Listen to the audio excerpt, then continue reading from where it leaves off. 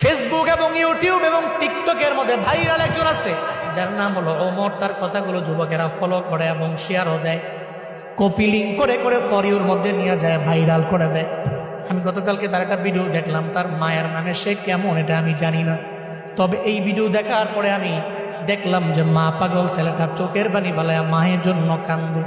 নেপালের পাহাড়ের সামনে দাঁড়াইয়া বলতেছে, আমার মা দুনিয়ার মধ্যে আমার সবচেয়ে বড় আপন।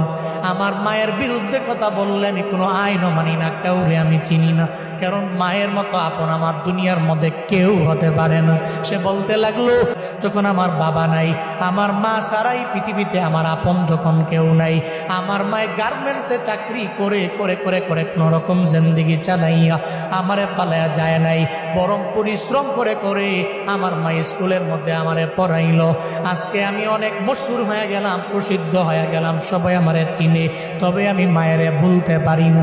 নেপালের পাহাড়ের সামনে দাঁড়াইয়া বলতে লাগলো, মা জীবনে কোনোদিন আপনারে আই লাভ ইউ মা বলা হয় নাই, আমি আপনারে ভালোবাসি, আমি আপনারে পছন্দ করি এটা বলা হয় নাই।